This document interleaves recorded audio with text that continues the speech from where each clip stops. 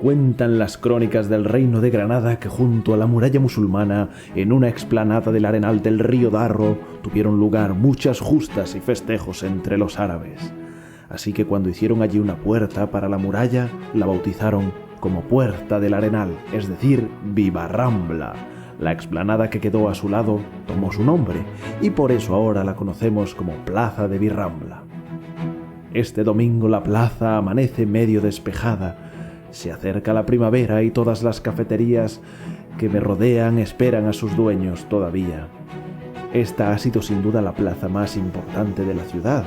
Corren muchas leyendas sobre lo que aquí pasó en tiempos musulmanes. Aquí mismo tenían ellos la carnicería y la pescadería de la ciudad. De hecho, cuando Granada fue reconquistada, los reyes católicos la cedieron a la ciudad como lugar, y cito textualmente, para pasear y negociar. Así que unos años después, su hija Juana mandó comprar las casas que la rodeaban para derribarlas y ensanchar la plaza.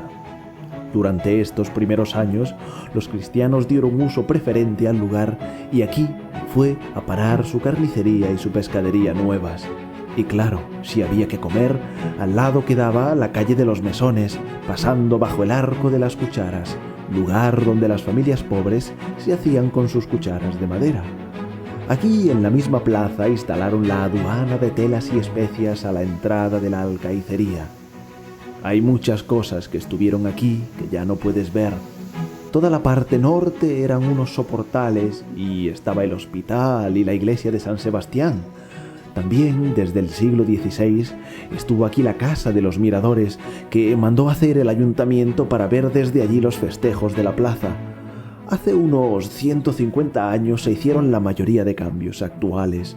Se quitaron los soportales, se derribaron la iglesia y el hospital, se trasladaron la carnicería y la pescadería, y un incendio acabó con la Casa de los Miradores y su fachada de Sierra Elvira. Ahora quiero que te fijes en dos cosas.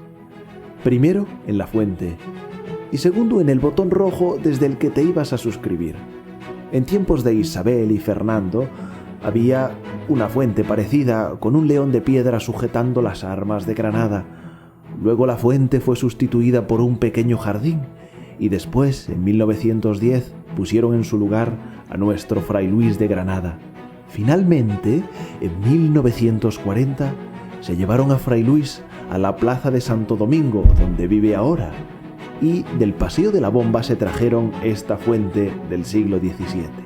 La fuente de los gigantones, que venía a su vez del convento del San Agustín, del que ya nada queda salvo la plaza con su nombre. Para variar, los gigantones y el Neptuno de mármol de lo alto son de piedra de Sierra Elvira. El sol ya ha salido y con él vuelve la vida. Van abriendo los comercios, las cafeterías y llegan los turistas. Si pasas por aquí en las fiestas del Corpus, podrás leer las famosas cariocas y sonreírte un poco. Por mi parte, ya va siendo hora de que me marche a desayunar, puede que por aquí, con los mejores churros de Granada. Mientras, puedes descubrir otros secretos de mi ciudad aquí mismo. Nos vemos otro domingo cualquiera.